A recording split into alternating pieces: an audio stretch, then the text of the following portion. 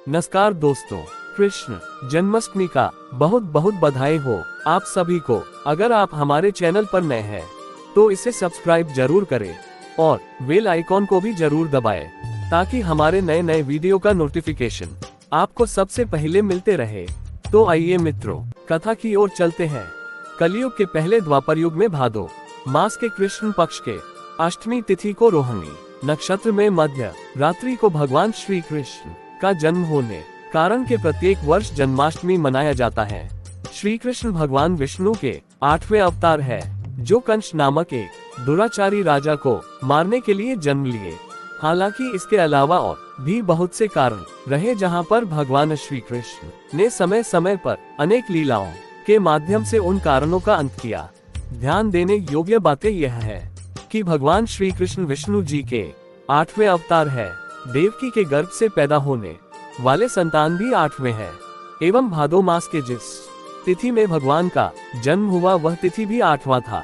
जन्माष्टमी को बोलचाल की भाषा में आठे कन्हैया भी कहा जाता है। मान्यता है कि जो भी मनुष्य इस दिन भगवान के जन्मदिन को उत्सव के तौर अपने घर परिवार या अन्य स्थानों में मानते हैं एवं विधिवत उपचारों से पूजा कर भगवान के विग्रह मूर्ति को स्नान कराए जल को चरणामृत के रूप में ग्रहण करता है, उनके जन्म जन्मांतर का पाप तुरंत नष्ट हो जाते हैं और उन्हें सद्गति प्राप्त होता है। श्री कृष्ण का जन्म अष्टमी तिथि और रोहिणी नक्षत्र में हुआ था। कृष्ण जन्माष्टमी भगवान कृष्ण के जन्म के उपलक्ष्य में मनाई जाती है। उन्हें भगवान विष्णु का 8वां अवतार माना जाता है और पूरे भारत में उनकी पूजा की जाती है। जन्माष्टमी के दिन स्वयं नारायण भगवान ने श्री कृष्ण रूप में अवतार लिया था, इसलिए जन्माष्टमी मनाते हैं। इस दिन बहुत से शुभ योग होते हैं, जिसमें किया गया कोई भी पुण्य या पाप का अन्य दिनों की अपेक्षा कई हजार गुना ज्यादा फल मिलता है। बुद्धिमान मनुष्य को इस दिन जितना अधिक से अधिक हो सके दान पुण्य और जप करने चाहिए। इस दिन कभी भी कोई पाप नहीं करना चाहिए, इसलिए लिए बहुत से लोग भिन्न भिन्न तरीकों से इस दिन पुण्य कमाने की सोचते हैं। जैसे बहुत सी जगह पर भगवान के लीला अवतारों की झांकियां निकालते हैं, भंडारे लगाते हैं, गौओं को हरा चारा डालते हैं, भगवान के नामों के जप निकालते हैं। इस दिन जाप किया गया कोई भी मंत्र अन्य त्योहार और दिनों की अपेक्षा कई गुना जल्दी सिद्ध हो जाता है।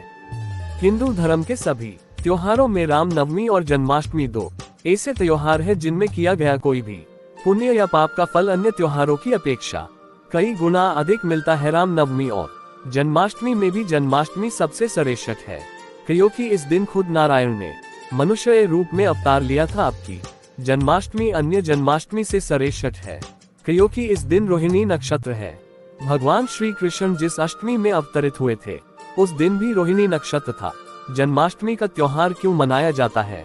कलयुग के पहले द्वापर युग में भादो मास के कृष्ण पक्ष के अष्टमी तिथि को रोहिणी नक्षत्र में मध्य रात्रि को भगवान श्री कृष्ण का जन्म होने कारण के प्रत्येक वर्ष जन्माष्टमी मनाया जाता है।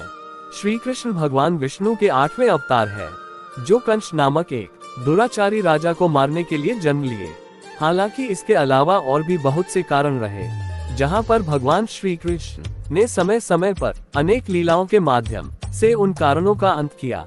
ध्यान देने योग्य बातें ये है कि भगवान श्री कृष्ण विष्णु जी के 8वें अवतार है। देवकी के गर्भ से पैदा होने वाले संतान भी 8वें हैं एवं भादो मास के जिस तिथि में भगवान का जन्म हुआ वह तिथि भी 8वां था। सबसे पहले जवाब दिया गया, क्या आप बता सकते हैं कि श्री कृष्ण जन्माष्टमी का त्योहार अलग अलग दिन क्यों मनाया जा रहा है? श्री कृष्ण का जन्म अष्टमी तिथि और रोहिणी नक्षत्र में हुआ था। कृष्ण जन्माष्टमी भगवान कृष्ण के जन्म के उपलक्ष्य में मनाई जाती है। उन्हें भगवान विष्णु का 8वां अवतार माना जाता है और पूरे भारत में उनकी पूजा की जाती है। जन्माष्टमी के दिन स्वयं नारायण भगवान ने श्री कृष्ण रूप में अवतार लिया था, इसलिए जन्माष्टमी मनाते हैं। इस दिन बहुत से शुभ योग होते हैं, जिसमें किया गया कोई भी पुण्य या पाप का अन्य दिनों की अपेक्षा कई हजार गुना ज्यादा फल मिलता है। बुद्धिमान मनुष्य को इस दिन जितना अधिक से अधिक हो सके दान पुण्य और जप करने चाहिए। इस दिन कभी भी कोई पाप नहीं करना चाहिए, इसलिए लिए बहुत से लोग भिन्न भिन्न तरीकों से इस दिन पुण्य कमाने की सोचते हैं।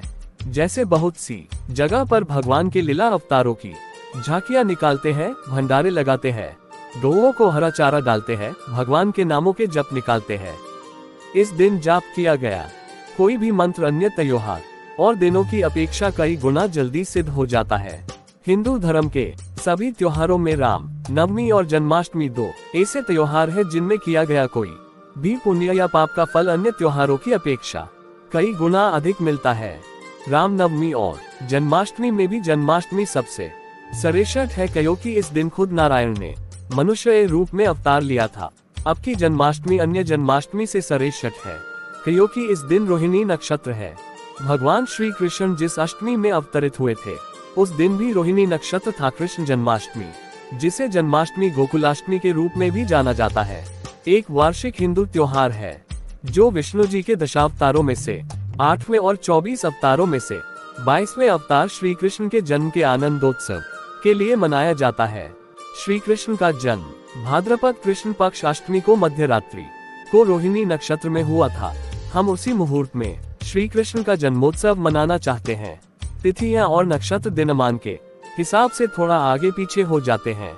उदया तिथि मतावलंबी सूर्योदय के समय जो तिथि होती है उसको पूरे दिन मानते हैं, भले ही वह तिथि सूर्योदय के तत्काल बाद ही समाप्त हो जाए। वहीं कुछ विद्वान अगर कोई तिथि दिन में व्याप्त हो जाती है तो वही तिथि उस दिन की मानते हैं।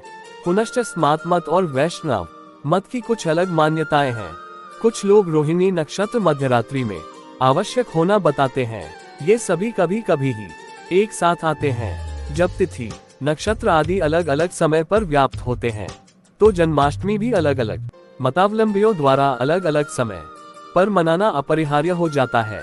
अतएव जो भी हो, हमें अपनी अपनी आस्था और परंपरा के हिसाब से निर्णय ले लेना चाहिए। हमारे पौराणिक धर्म ग्रंथों के अनुसार माना यह जाता है कि पृथ्वी को पापियों के पाप से मुक्त करने के लिए भगवान विष्णु ने श्री कृष्ण के रूप में इसी दिन इस धरती पर अवतार लिया। तब से हम लोग इस दिन को जन्माष्टमी के रूप में मनाते आ रहे हैं। इनके जन्म दिवस को हम लोग अपने एक परंपरा के रूप में मनाते आ रहे हैं। इस दिन भगवान श्री कृष्ण को मानने वाले लोग देश विदेश एवं देश की विभिन्न हिस्सों से इनके जन्म स्थल यानी मथुरा में इनके दर्शन को आते हैं। इस दिवस को मनाने की तैयारी बहुत बड़े धूमधाम से की जाती है। कृष्ण जन्माष्टमी भगवान श्री कृष्ण का जन्मोत्सव है। योगेश्वर कृष्ण के भगवद गीता के उपदेश अनादिकाल से जनमानस के लिए जीवन दर्शन प्रस्तुत करते रहे हैं। जन्माष्टमी भारत में ही नहीं बल्कि विदेशों में बसे भारतीय भी इसे पूरी आस्था व उल्लास से मनाते हैं। श्री कृष्ण ने अपना अवतार भाद्र माह की कृष्ण पक्ष की अष्टमी को मध्यरात्रि को अत्याचारी कंस का विनाश करने के लिए मथुरा में लिया। चूंकि भगवान स्वयं इस दिन पृथ्वी पर अवतरित हुए थे, अतः इस दिन को कृष्ण जन्माष्टमी के रूप में मनाते हैं। इसीलिए श्री कृष्ण जन्माष्टमी के मौके पर मथुरा नगरी भक्ति के रंगों से सराबोर हो उठती है। श्री कृष्ण जन्माष्टमी के पावन मौके पर भगवान कान्हा की मोहक छवि देखने के लिए दूर दूर से श्रद्धालु आज के दिन मथुरा पहुंचते हैं। श्री कृष्ण जन्मोत्सव पर मथुरा कृष्णमय हो जाता है। मंदिरों को खास तौर पर सजाया जाता है। जन्माष्टमी में स्त्री पुरुष 12 बजे तक व्रत रखते हैं। इस दिन मंदिरों में झांकियां सजाई जाती है और भगवान कृष्ण को झूला झुलाया जाता है और रासलीला का आयोजन होता है। कृष्ण जन्माष्टमी पर भक्त भव्य चांदनी चौक दिल्ली भारत की खरीदारी सड़कों पर कृष्णा झूला श्री लाडू गोपाल के लिए कपड़े और उनके प्रिय भगवान कृष्ण को खरीदते हैं। सभी मंदिरों को खूबसूरती से सजाया जाता है और भक्त आधी रात तक इंतजार करते हैं ताकि वे देख सके कि उनके द्वारा बनाई गई खूबसूरत खरीद के साथ उनके बाल गोपाल कैसे दिखते हैं। अष्टमी 2 प्रकार की है, पहली जन्माष्टमी और दूसरी जयंती। इसमें केवल पहली अष्टमी है। स्कंद पुराण के मतानुसार जो भी व्यक्ति जानकर भी कृष्ण जन्माष्टमी व्रत को नहीं करता वह मनुष्य जंगल में सर्प और व्याघ्र होता है। ब्रह्म पुराण का कथन है कि कलियुग में भाद्रपद मास के कृष्ण पक्ष की अष्टमी में 28वें युग में देवकी के पुत्र श्री कृष्ण उत्पन्न हुए थे। यदि दिन या रात में कलामात्र भी रोहिणी न हो तो विशेषकर चंद्रमा से मिली हुई रात्रि में इस व्रत को करें। भविष्य पुराण का वचन है भाद्रपद मास के शुक्ल पक्ष में कृष्ण जन्माष्टमी व्रत को जो मनुष्य नहीं करता वह क्रूर राक्षस होता है। केवल अष्टमी तिथि में ही उपवास करना कहा गया है। यदि वही तिथि रोहिणी नक्षत्र से युक्त हो तो जयंती नाम से संबोधित की जाएगी। वहने पुराण का वचन है कि कृष्ण पक्ष की जन्माष्टमी में यदि एक कला भी रोहिणी नक्षत्र हो तो उसको जयंती नाम से ही संबोधित किया जाएगा, अतः उसमें प्रयत्न से उपवास करना चाहिए। विष्णुरहस्यादि वचन से कृष्ण पक्ष की अष्टमी रोहिणी नक्षत्र से युक्त भाद्रपद मास में हो तो वह जयंती नाम वाली ही कही जाएगी। वशिष्ठ संहिता का मत है, यदि अष्टमी तथा रोहिणी इन दोनों का योग अहोरात्र में असंपूर्ण भी हो तो मुहूर्त मात्र में भी अहोरात्र के योग में उपवास करना चाहिए। मदन रत्न में स्कंद पुराण का वचन है कि जो उत्तम पुरुष है वे निश्चित रूप से जन्माष्टमी व्रत को इस लोक में करते हैं। उनके पास सदैव स्थिर लक्ष्मी होती है। इस व्रत के करने के प्रभाव से उनके समस्त कार्य सिद्ध होते हैं। विष्णु धर्म के अनुसार आधी रात के समय रोहिणी में जब कृष्णाष्टमी हो तो उसमें कृष्ण का अर्चन और पूजन करने से 3 जन्मों के पापों का नाश होता है। भृगु ने कहा है जन्माष्टमी, रोहिणी और शिवरात्रि ये पूर्व विधा ही करनी चाहिए तथा तिथि एवं नक्षत्र के अंत में पारणा करें। इसमें केवल रोहिणी उपवास भी सिद्ध है, अंत्य की दोनों में परा ही ले। श्री कृष्ण जन्माष्टमी की रात्रि को मोहरात्रि कहा गया है। इस रात में योगेश्वर श्री कृष्ण का ध्यान, नाम अथवा मंत्र जपते हुए जगने से संसार की मोह माया से आसक्ति हटती है। जन्माष्टमी का व्रत व्रतराज है। इसके सविधि पालन से आज आप अनेक व्रतों से प्राप्त होने वाली महान पुण्य राशि प्राप्त कर लेंगे।